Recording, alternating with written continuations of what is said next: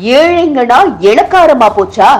பூதாகரமாக வெடிக்கும் ஞானவேல் ராஜா மேட்டர்.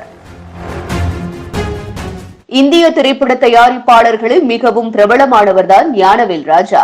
இவர் சூர்யா மற்றும் கார்த்திக் ஆகியோரை வைத்து அதிக அளவில் திரைப்படங்களை தயாரித்திருக்கிறார்.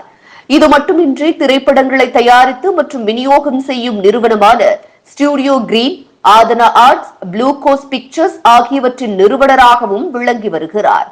இந்த நிலையில் தயாரிப்பாளர் ஞானவேல் ராஜா வீட்டில் திருடு போன நகைகள் குறித்து விசாரித்ததற்காக பணிப்பெண் அரளி விதையை அரைத்து குடித்து தற்கொலைக்கு முயன்ற சம்பவம் தற்போது பெரும் பரபரப்பை ஏற்படுத்தியிருக்கிறது.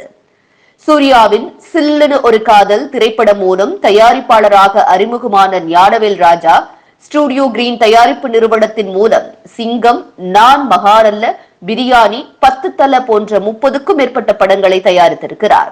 சூர்யா சிவா கூட்டணியில் உருவாகியுள்ள கங்குவா படத்தையும் பிரம்மாண்டமான பொருட்செலவில் தயாரித்திருக்கிறார். தயாரிப்பாளர் ஞானவேல் ராஜா சென்னை தியாகராய நகரில் உள்ள ஜெகதீஸ்வரம் தெருவில் உள்ள தனது வீட்டில் குடும்பத்துடன் வசித்து வரும் நிலையில் அவரது வீட்டில் லக்ஷ்மி என்பவர் கடந்த 4 ஆண்டுகளாக பணிப்பெண்ணாக வேலை பார்த்து வந்தார்.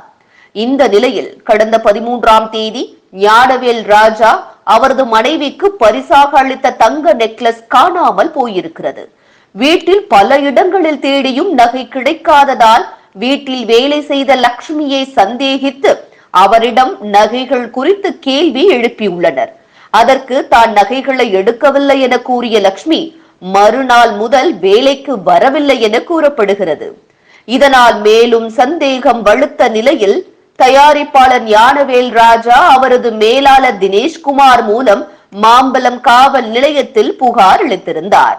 காணாமல் போன நகைகள் குறித்து லக்ஷ்மியிடம் விசாரணை நடத்திய போலீசார் கூப்பிடும் போது விசாரணைக்கு வர வேண்டும் என கூறி அவரை வீட்டிற்கு அனுப்பியுள்ளனர். தான் பணிபுரிந்த இடத்தில் காணாமல் போன நகைகள் குறித்து தன்னிடம் விசாரணை நடத்தியதால் மனவேதனை அடைந்த லக்ஷ்மி தனது உயிரை மாய்த்துக் கொள்ளலாம் என்ற விபரீத முடிவை எடுத்துள்ளார். மன உளைச்சலில் இருந்த லக்ஷ்மி தனது வீட்டில் இருந்த அரளி விதையை அரைத்து குடித்து தற்கொலைக்கு முயன்றுள்ளார். உயிருக்கு ஆபத்தான நிலையில் அவரை மீட்ட அக்கம் பக்கத்தினர் சென்னை ராயப்பேட்டை அரசு மருத்துவமனையில் அனுமதிக்க அங்கு அவருக்கு தீவிர சிகிச்சை அளிக்கப்பட்டு வருகிறது. இந்த சம்பவம் பெரும் பரபரப்பை ஏற்படுத்தி இருக்கும் நிலையில் தனது தாயை தற்கொலைக்கு தூண்டியதாக ஞானவேல் ராஜா மற்றும் அவரது மனைவி நேகா மீது லக்ஷ்மியின் மகள் திவ்யா மாம்பலம் காவல் நிலையத்தில் புகார் அளித்திருக்கிறார். வேலைக்கு சேர்ந்த முதல் வருடமே வீட்டில் இருந்த நாய்க்கு ஏசி போடவில்லை என கூறியும் லக்ஷ்மியை தகாத வார்த்தைகளால் திட்டியும் அவரை வேலையை விட்டு ஞானவேல் ராஜா குடும்பத்தினர் அனுப்பியுள்ளனர். பின்னர் அவர்களே மீண்டும் வேலைக்கு சேர்த்துக் கொண்டதாகவும் தெரிவித்த திவ்யா தனது தாய் மீது பொய் புகார் கொடுத்திருப்பதாகவும் குற்றஞ்சாட்டியிருக்கிறார்.